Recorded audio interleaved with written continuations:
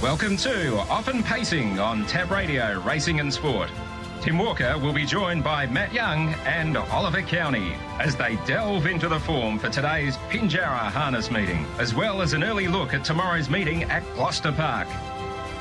We are Often Pacing.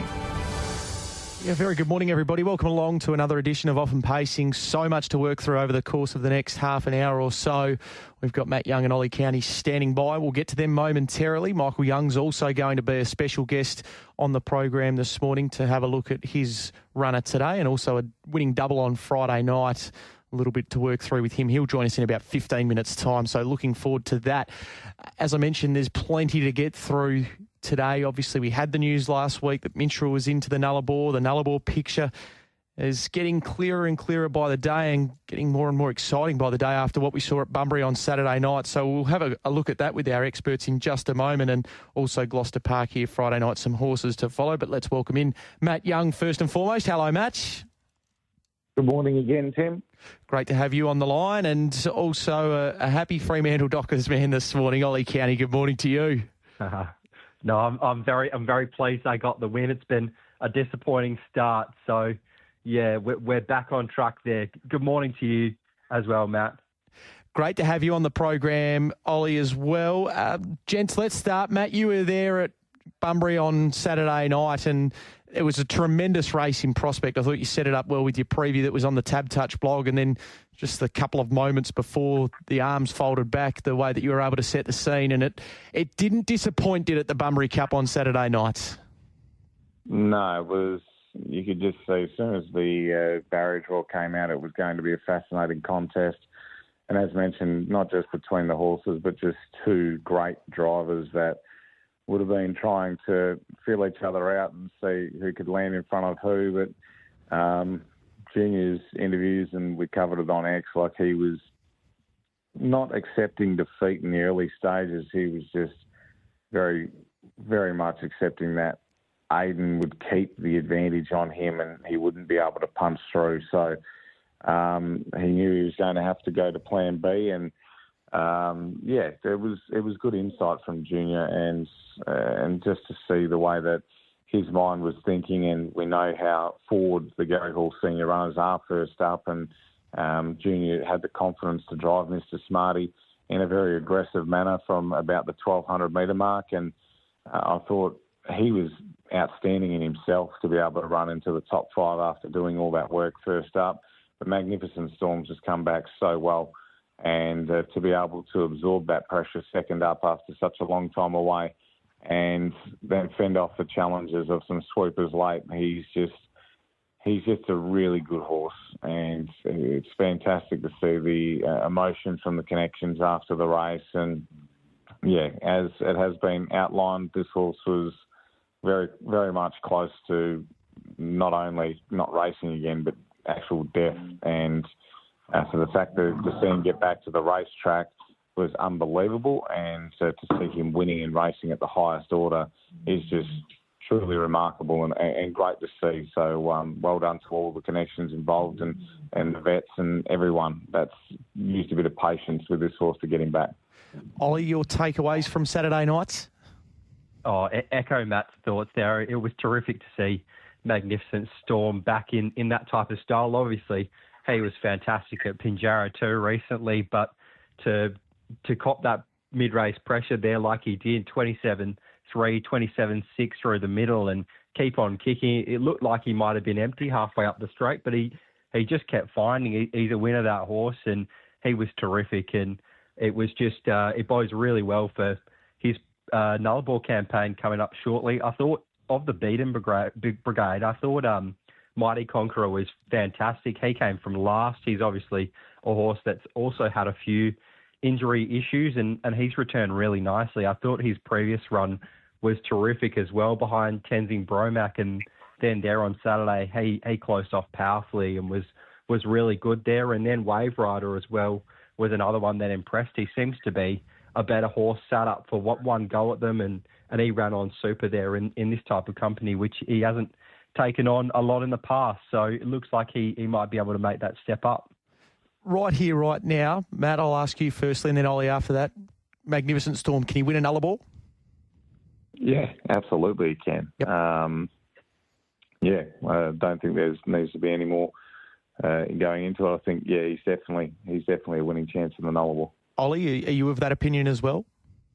Yeah, no, I definitely think off the back of that, there's no doubt that he'll be improved off that run, given the amount of time he had off. So I certainly think he's got to be right up there. Mr. Smarty is certainly, he's one of the benchmark horses. So if he's beating him, then he has to be a real good chance in the Nullarbor. Swayze $2.35, Don Hugo $4, Mr. Smarty, Minstrel both at $5, Catchawave $6. Gee, he's a sport. It would seem as if he's the front runner for the Bond slot. Of course, you mentioned Mighty Conqueror and how well he's going, though, gents.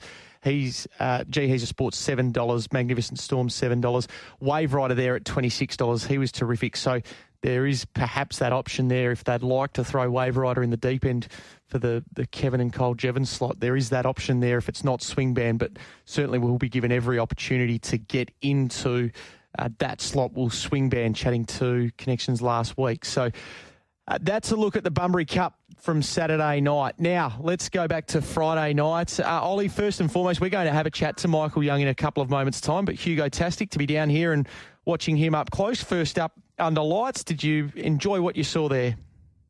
Oh, I loved it. Yeah, no, it's fantastic owning horses and going down there and watching them win. It doesn't really matter what percentage of the horse you have is, but when you watch them cross the line first, it's a fantastic feeling. And he's a really, really exciting horse. He's got amazing high speed. He ran a 25.9 third quarter at Pinjarra and was sort of eased down a bit to the line, and he looks to have plenty left, and he's still learning his craft a little bit. So there's a bit of upside there as well. So I'm really excited to see what he can do in the future. Keep going with some horses to follow for us from Friday nights. Yeah, out of race one, in the No Metro win race, I thought Mr. Piccolo was fantastic there. He closed off really strongly and wasn't beaten far by Vanderbilt, who's absolutely flying at the moment. And yeah, he just covered a lot of ground in that race, and he was really impressive to win his heat of this series at Northam, albeit on protest. So I think he's a horse that can definitely take out one of these No Metro win races, and he's been really, really good recently. So he, certainly a win in that grade is not far away for him. In the second race, I think another horse that's going particularly well at the moment is Relum.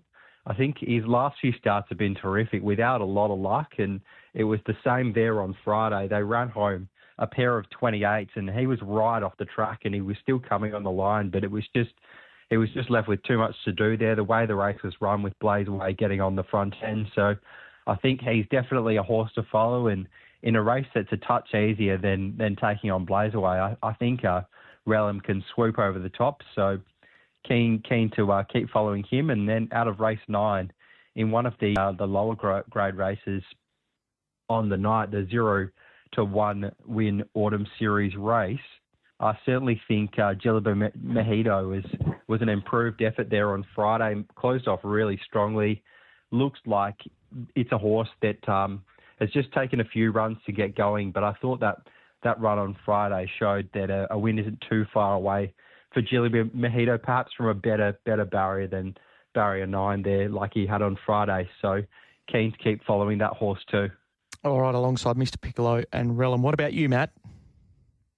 Yeah, look, I'm with Out of Sport Major. I thought he hit the line pretty well. I've liked all of his runs coming back from a spell. He's a bit of a tricky grade, but I do think he can get back to those Tuesday grades at Gloucester Park, and I think there could be a race for him soon. So Out of Sport Major, I thought Relatively Armour hit the line really well. She was sort of outside of her class from a tough draw, but I just liked the way that she hit the line. She was one that really started to impress me going into the end of her last preparation. So I like that the way that she's hit the line on Friday night shows that she's definitely come back with that same zest for racing, and I think there's a win in store for her very soon. And Noble Thorndor was a screaming certainty beaten at Bunbury 2 starts ago and then had absolutely no luck again on Friday night. I think this horse will be winning next time we see him step out. But he's a very smart type, and what we've seen for Justin Prentice so far is that he's come back really well, and he'll be winning next start, in my opinion. So, Addersport, Major, Relatively Armour, and Noble Thorndor. All right, so that is, for Matt, some horses to follow from Gloucester Park on Friday night. Let's turn our attention to Pinjarra today. Matt, we'll let you start because you're going to the opener for one of your key plays. Yeah, it's an interesting meeting and sort of had to change a few things up given lots of scratchings throughout the program. So, look, race one, I was keen to play Waves of Fortune on an each-way basis. So I liked the trial, and this horse had a couple of educational trials, went out for a break, came back, and the trial last Wednesday I thought was really good, used at the start, and still closed off strongly. So I think there's upside for this horse, and I thought there wasn't a huge amount on what I've seen between him and Toby George. So given the fact he's drawn barrier one, I think he's going to be in a really good spot and he's going to be hard to beat. So race one, number one, and I think that's the way to play there. And then we've got to be patient. We go to race 7 on the program, and happy to play the backline runners here. But I think Trinity's Delight can get the job done. The price has sort of been taken away from Funky Music. I was going to suggest sort of more of a place bet in the race, but around about the 280, still a place chance, but it was definitely a lot better price before. So I would say Trinity's Delight to win. I think we'll get the job done in race 7, and in the last, it's a 2-horse play for mine. Number 5, Freelancer, I think he's your main bet, and he should really run top 3, but I think he's the most likely to win. And Fireplay is the saver in the race because he's got the gate speed to get across and potentially lead. And over the Lightning Lap, we can see him run at his best race. So I think 5, the Freelancer to win, and save on Fireplay in race 8. Race 7, Trinity's Delight to win, and in race number 1, Waves of Fortune each way. They're my 3 today. Excellent. All right, Ollie, you're going to the middle part of the program for the first of yours. Yeah, kicking things off in race 4 to start, and I was keen to be with Major Mickey Whippy. It's a really interesting trainer switch here, and Dylan Edgerton Green takes over the training of this horse, and I think that could potentially see it improved in this race. It's drawn poorly off the back row, and the main danger does appear to be Swifty that's drawn gate 1, but I just haven't seen enough from Swifty yet to suggest that she's a better horse than Major Mickey Whippy, who was quite impressive, I thought, last time in, winning 2 in a row. And I think despite the back row draw, could even do a little bit of work in this race, and potentially it looks like the only danger is Swifty. So if he's able to just attempt to beat that horse, then I think he could be good enough to take out this race. So keen to go that way. And then in the next race, we go to race 5.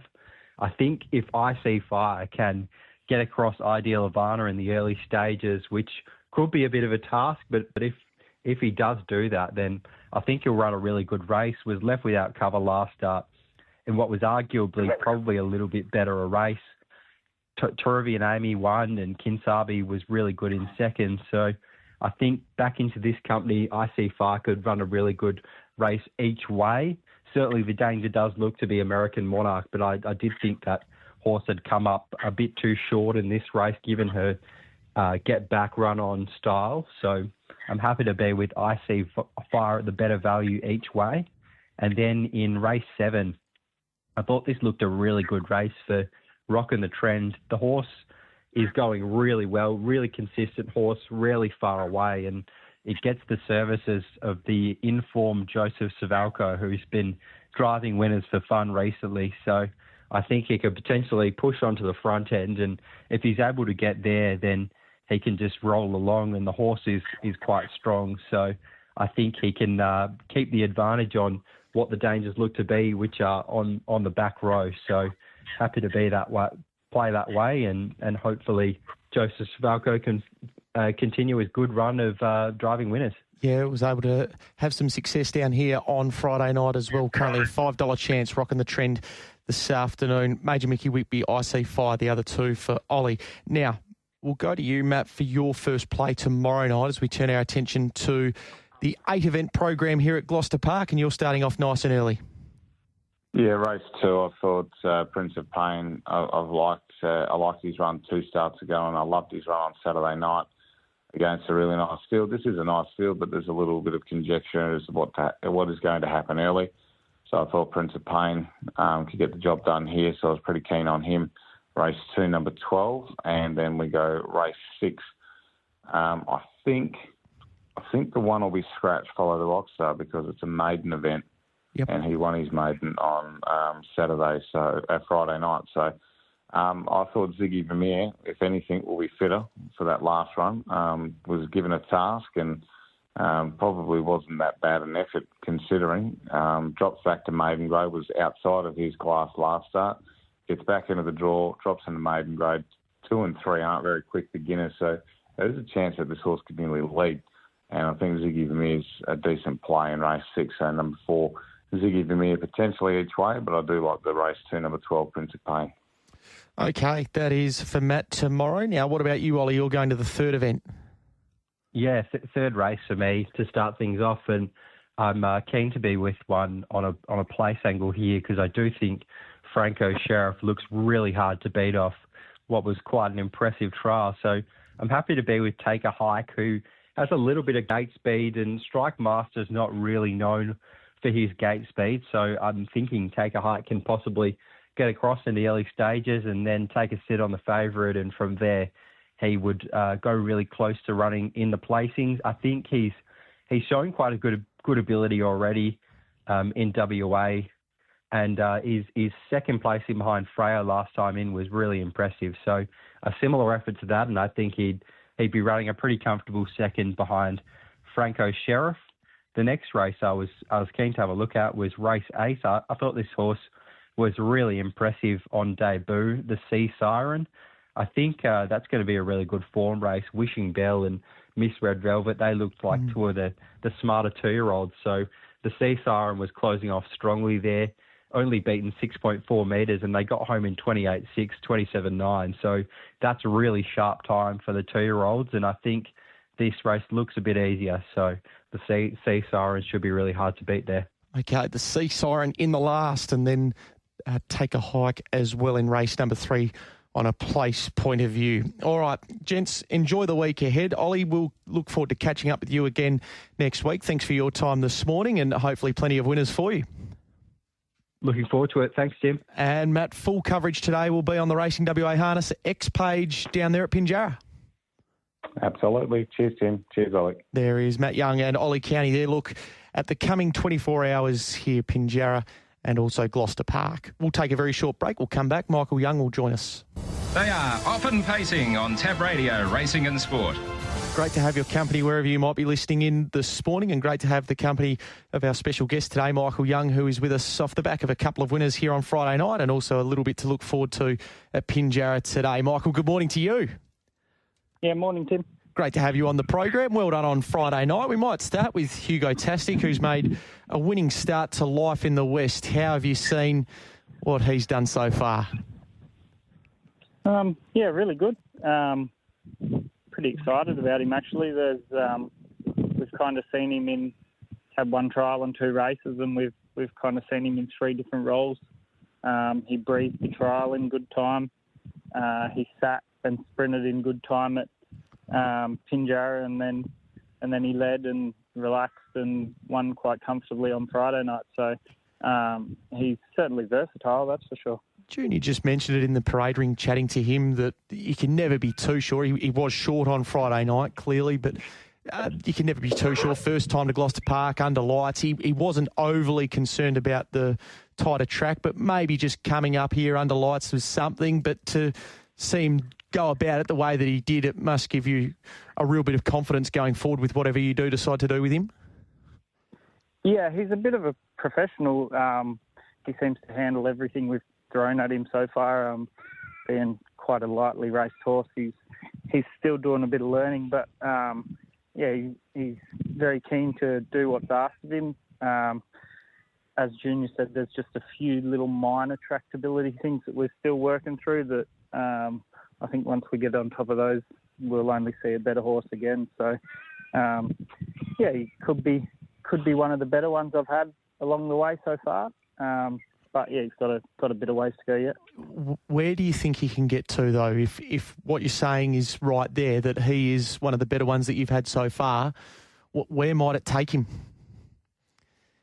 Not sure. Like, the speed he showed at Pinjarra is rare to come across a horse that can move like that, as seemingly as comfortable as it looked like he did it. So,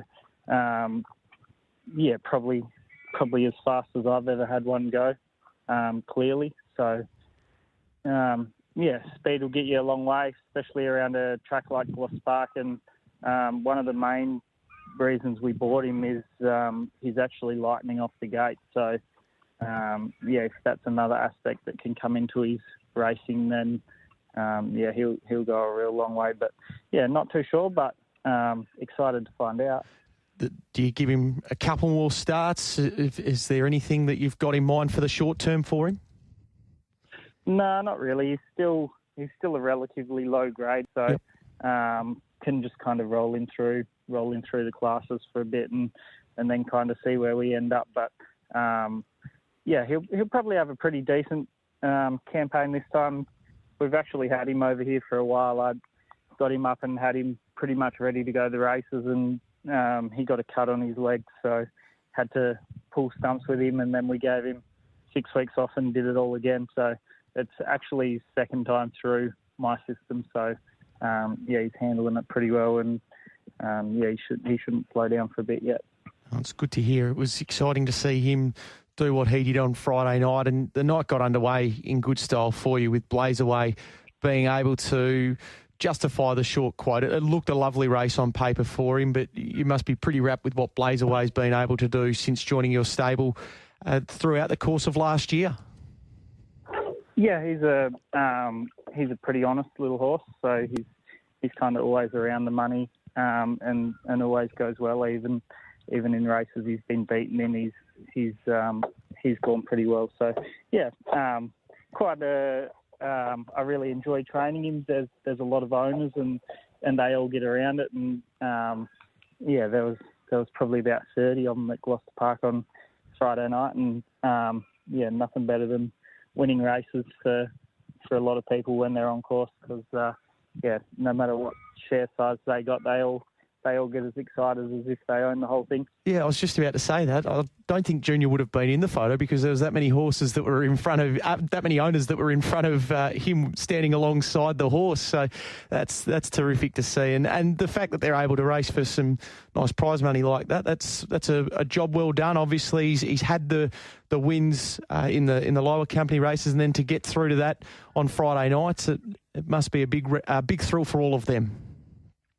Yeah, definitely, and I don't think that'll see him out yet either. I think he's got a few more wins to come on a Friday night. So I was tossing up whether to put him in the paddock or not, and I'm going to do that. So he'll go for a break now, and then we'll bring him back through the winter and let him go through his grades then. But looking forward to him as well. You're happy with the job that Princess Katie is doing? Another placing there on Friday night, which probably looked a pass mark on paper going into the race. Yeah, I am. I own most of her, so I'm very happy with the job she's doing. She's been funding the stable for the last 6 months. So she's maybe just a slightly above average horse, but she was always kind of cursed with draws through her 2- and 3-year-old campaigns, and drew outside Waterloo a lot, which kind of just made it that she was filling numbers. So now she's been able to start again at the bottom and had a few more better draws. She's been able to show what she can do. So she's putting together a good little record for herself. All right, now 2 today, and the market's just tightening up ever so slightly between Toby George and Waves of Fortune. So you've got this 2-year-old colt that is on debut today. Obviously last week the trial, what you made of it, because we haven't been able to see vision of it, so we're relying on your report. Very good. I love this horse. I've had him for a bit. That was his second trial. His first trial was just okay. He's he's a bit green and he doesn't really know where to put his legs under speed yet, so he's still trying to figure it out. But between his first trial and his second trial the other day, he looked like a different horse, and he did that quite easy the other day. So I actually rate him clearly higher than my other two, Butter Me Up and Cease to React. So I think he's really nice. He's just got a few little tractability problems, but if he paces today, he'll just win. Okay, all right. Well, I'm sure you would have heard Matt earlier on his preview. He was leaning the way of Waves of Fortune. Are you of the opinion if you can beat him, then you'll be winning the race? I think that if this horse puts his legs in the right spot, then he's going a lot further than just a couple of country races. Right. Okay. So that's a pretty confident push from your perspective there with Toby George. And just on those other two that you touched on, so we saw them earlier on. What's it look like the next few months for the other 2-year-olds you touched on there in Butter Me Up and Cease to React? We put them out after their last run's sales final, I think it was. So there's a nice little gap between features now. So they're actually due to come back in a week or so. So we'll aim for the Pearl and the Westbred and such with those. So looking forward to it. I haven't really had a good bunch of babies, and I haven't really had a good one at all. And now I kind of have 3 that I really like, all in one little clump. So I'm pretty excited about that. I know what it feels to be Aiden DeCampo now. Just on this Friday night, if we can. So we saw Penny Black a trial last week and was able to get the green light from a standing start point of view. Do we see her in the race for Roses? I've nominated her first preference for it. Second preference free for all. So I'll have a look when the noms come out. The free for all's pref draw on Sex and Dollars. Yep. So if Steno and Artie jump in it as well, we will draw inside them. So that'll be pretty tempting. But the race for Roses be a nice race for her. It's just with this new system, it's handicapped a lot of the higher class mares. Yeah. Right out of it kind of thing. So she'd start off 60. So got to try and work out who's going to be in front of her and how far they're going to be in front of her, and if we think we can run them down, because even if she can win the race, at what cost coming off a handicap like that. So we'll just have a look at the noms and figure it out. But really good backup plan with that free for all there too. Yeah, her effort last time out in the Golden Girls Mile down there at Pinjarra, I'm sure you're wrapped with how she's going about it at the moment. Yeah, it was a funny one. It was a cool race. Probably out of her comfort zone a bit, kind of first time over a mile with some hustle and bustle like that, whereas Steno and such are professionals over that kind of trip and with that kind of run. So, I'd imagine if she had a few more goes at it, she'd hone her craft at it a bit better. But it was a cool race to watch. It was a good spectacle, and they put time on the board. So, and she pulled up well from it. Excellent. Good to hear. Well, good luck today. Looking forward to seeing this youngster, and a glowing report that you've given there in regards to Toby George, $1.60 Tab Touch favourite for the opening event there today at Pinjarra. Thanks for your time, and we look forward to catching up with you again very soon. Thanks for having me on. Michael Young with us, our special guest this morning on Often Pacing, and that brings us to an end of the show for another week. Appreciate you listening in, and don't forget you can jump on our podcast and catch the replay and all of the thoughts of Matt Young, Ollie Cownie, and then Michael Young there as well ahead of today's action at Pinjarra and also Gloucester Park tomorrow night. We're back again next week. We'll be in the lead up to the Governor's Cup, another key plank on the road to the Nullarbor. What are you really gambling with? For free and confidential support, visit gamblinghelpline.org.au.